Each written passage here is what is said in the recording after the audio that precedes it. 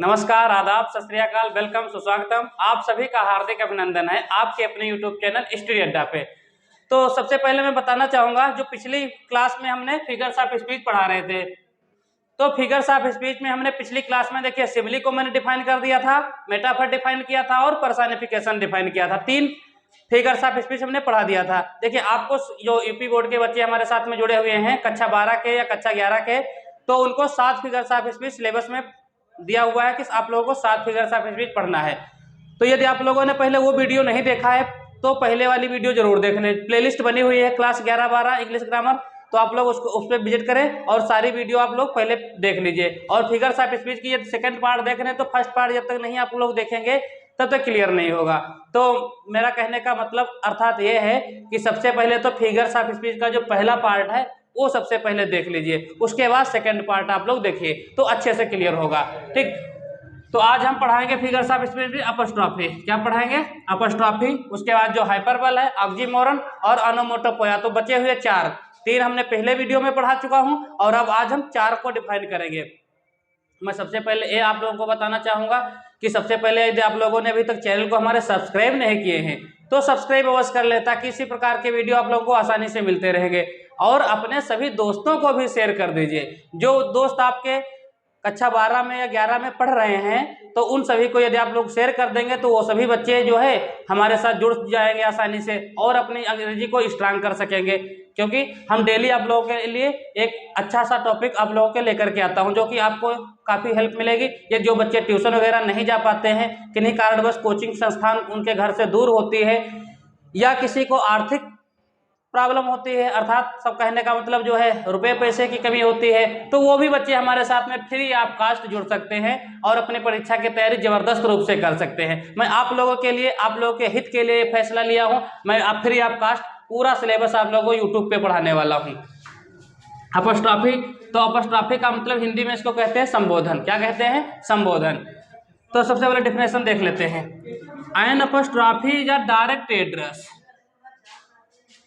to the dead, to the absent or to a personified object or idea। देखिए कहने का मतलब समझिए क्या है।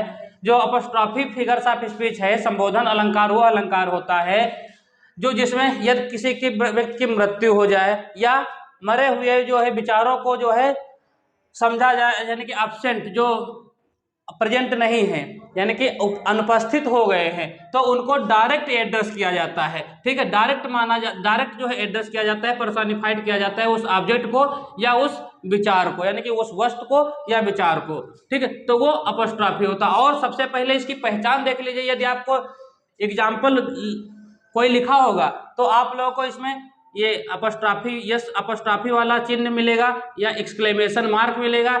ये सब आपको जो है इसमें एक कामा मिल सकता है। ठीक है, ये सब जो है एग्जाम्पल में यूज होंगे। तो सबसे ज्यादा आसान है अपस्ट्रॉफी पहचानने का। देखिए अब आप क्या होता है, अब परिभाषा लिखने को नहीं पूछेगा।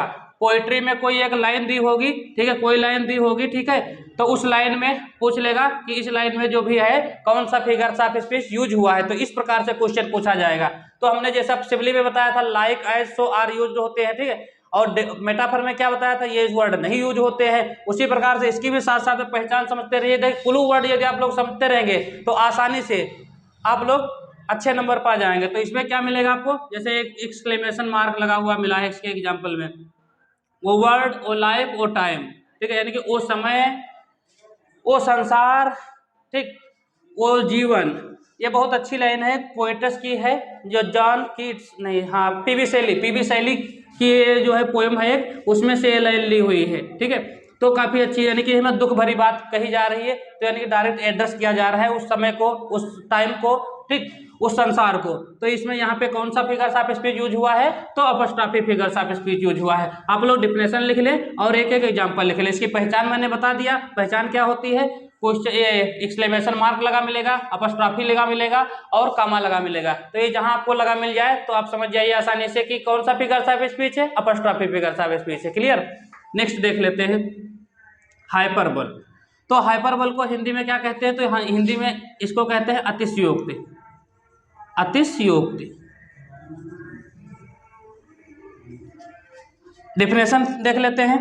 हाइपरबल is that figure of speech in which things or persons are represented as greater or less, better or worse than they actually are. हाँ देखिए, हाइपरबल यानी कि अतिशयोक्त वह अलंकार होता है जिसमें किसी वस्तु को या किसी व्यक्ति को कैसे रिप्रेजेंट किया जाता है, या तो बहुत ही बढ़ा चढ़ा के उसके बारे में बात की जा रही हो, या फिर उसके बारे में बहुत ही घटा दिया जाए, ठीक है, छोटा मान लिया जाए, या फिर बहुत ज़्यादा अच्छा बता दिया जाए, या बहुत ही ज़्यादा बेकार बता दिया जाए। यानी कि कहने का मतलब ये है कि बहुत ही ज़्यादा बढ़ा चढ़ा के बात की जा रही हो तो वहाँ पे अतिशयोक्त अलंकार है। अर्थात कहने का मतलब जो बात मानने वाली ना हो वो भी बात जो है मनवाई जाती है इस अलंकार में। एक मुझे याद आ रहा है, जो है घटना याद आ रही है, मैं बता देना चाहता हूँ। एक बार एक्चुअली हम देखिए गांव से रिलेट हैं, हम भी गांव से जो है गांव में रहते हैं, तो गांव में क्या था, कथा भागवत हो रही थी ना, तो एक पंडित जी थे और वो प्रसंग, एक अच्छा प्रसंग सुना रहे थे। प्रसंग क्या था, मतलब धनुष यज्ञ वाला प्रसंग वो सुनाने जा रहे थे, ठीक है। तो उसमें हम लोग काफ़ी लोग, जो हमारे फ्रेंड्स लोग भी थे वो गए हुए थे, हम भी गए हुए थे साथ में, क्योंकि हम बाहर से रहते थे। तो जब वहाँ पे गांव में गए हुए थे कथा भागवत सुनने के लिए, तो वहाँ पे जो है जब पंडित जी सुना रहे थे धनुष एक बार, तो कुछ लोग उत्सुक होते हैं ना, तो हम भी उत्सुकता के मारे वहाँ पे बैठे हुए थे आगे ही, तो सुनने गए हुए थे। तो पंडित जी ने जब यह प्रसंग सुनाया कि जब वो धनुष तोड़ने की बात आई, तो बहुत सारे राजा जो थे मतलब धनुष नहीं तोड़ पा रहे थे, ठीक, एक एक करके आए, दो दो करके आए। फिर उन्होंने बताया कि 10,000 साथ में एक आए, यानी कि 10,000 राजा जो है एक साथ में, जितने वहां पे मतलब आए हुए थे धनुष यज्ञ में, ठीक, देखने के लिए, सब उस धनुष को उठाने लगे।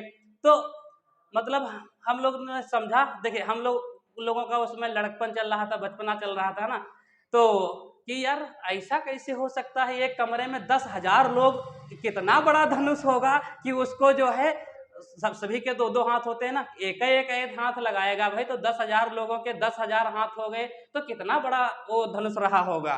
तो कहने का मतलब तो इसमें यानी कि यही बातें होती हैं अतिशयोक्ति में, यानी कि बढ़ा चढ़ा के बात बता दी जाती है, ठीक है। मेरे कहने का मतलब जो था वो आप लोग समझ चुके होंगे शायद। तो यानी कि बढ़ा चढ़ा के जो बात की जाती है वो अतिशयोक्त अलंकार है। दियर थीप वाज माउंटेन हाई, यानी कि जो उनका थीप है, ठीक है, थीप कह सकते हैं या चीफ लिख सकते हैं, यानी कि मुखिया लिख सकते हैं, ज़्यादा सही रहेगा। जो चीफ है यानी कि उसका जो मुखिया है उनका, वो माउंटेन हाई है। अर्थात कहने का मतलब है जैसे जितना ऊंचा माउंटेन है, ठीक है, उसके जैसा ऊंचा है। तो देखिए उसके जैसा तो ऊंचा हो नहीं सकता, इम्पॉसिबल है। तो इसमें यानी कि उसकी बढ़ाई बढ़ा दी गई है, यानी कि बढ़ा चढ़ा के बात कर दी गई है, ठीक। तो अब हमने देख लिया, देखो अपॉस्ट्रॉफी देख लिया, हाइपरबोल देख लिया, अब इसके जो बचे हुए हैं वो हम देखते हैं, ठीक है।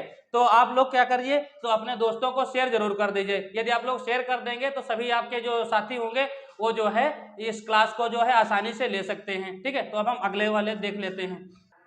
हाँ तो देख लेते हैं, बचे हुए दो वो भी देख लेते हैं, सातों कंप्लीट हो जाएंगे, ऑनोमेटोपोया और ऑक्सीमोरन। तो ये दो बचे हुए हैं जो कि इंपॉर्टेंट हैं। तो सबसे पहले ऑक्सीमोरन देखते हैं। ऑक्सीमोरन का मतलब होता है विरोधाभास। क्या होता है? विरोधाभास, ठीक है, लिख लेंगे आप लोग भी। An oxymoron is a figure of speech in which two opposite ideas are put together. देखिए इसमें लिखा हुआ है कि जो ऑक्सीमोरन होता है, जो विरोधाभास अलंकार होता है, इसमें टू यानी कि दो अपोजिट का मतलब दो विलोम शब्द एक साथ में रखे होते हैं, पुट टुगेदर, विचार होंगे जो भी, ठीक है, वो एक साथ में रखे होंगे, यानी एक साथ लिखे जाएंगे। कौन? दो विलोम शब्द होंगे, ठीक है, या विचार होंगे, जो भी बातें होंगी वो एक साथ में लिखी जाएगी, आसानी पहचान में आ जाएगा। देखो लिखा example, love is bitter sweet, यानी कि प्रेम जो है मीठा भी है और कड़वा भी है। कहने का मतलब ये है कि खुशी भी है और दुखी भी, यानी कि प्रेम यदि किसी से आपको करोगे भैया तो गम भी मिलेगा और खुशी भी मिलेगी, ठीक है, बात समझ गए। तो यानी कहने का मतलब ये था, ठीक, कि दो जो अपोजिट वर्ड होंगे वो एक साथ में मिलेंगे। तो बिटर कड़वा और स्वीट, तो दोनों एक साथ मिल गए। तो सबसे आसान तरीका है भाई पहचानने का, यहाँ पे दो अपोजिट वर्ड आपको देखने को मिल जाएंगे इसके एग्जाम्पल में, तो आप जान जाइएगा ऑक्सीमोरन है। क्लियर?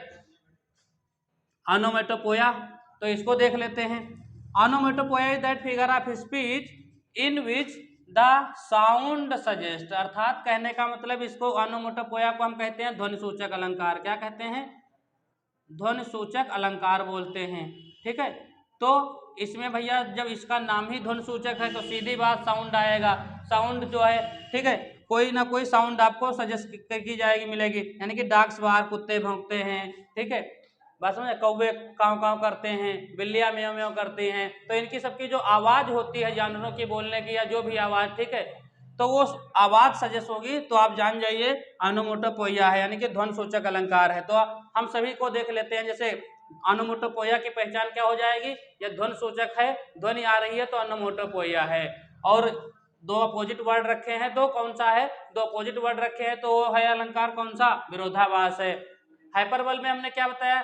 यदि बढ़ा चढ़ा के बात की जाती है तो हाइपरबल होता है। ठीक है, अपस्ट्रॉफी की पहचान हमने बता दी, यानी कि जो चिन्ह होते हैं, जैसे कि मार्क ऑफ एक्सक्लेमेशन लगा होता है, कामा लगा होता है, ठीक, अपस्ट्रॉफी लगा होता है, तो ये सब यदि होंगे तो अपस्ट्रॉफी है। लाइक एज सो यूज हुआ है तो सिमली है। यदि लाइक सो एज नहीं यूज हुआ है तो आप समझ जाइएगा क्या है? मेटाफर है। तो आसानी से आप लोग पहचान सकते हैं। ठीक है, तो यदि आप लोगों को ये हमारी क्लास अच्छी लगी हो, ठीक, तो आप लोग क्लास वीडियो को लाइक करें और अपने दोस्तों को शेयर भी जरूर करें ताकि सभी आपके दोस्त भी जुड़ जाएं। और लास्ट में हम आप लोगों से कहना चाहेंगे, यदि आप लोगों ने अभी तक हमारे चैनल को सब्सक्राइब नहीं किया है तो भाई देखिए सब्सक्राइब अवश्य कर लीजिए चैनल को, ताकि इसी प्रकार के जो वीडियो होंगे आपको आसानी से मिलते रहेंगे। धन्यवाद।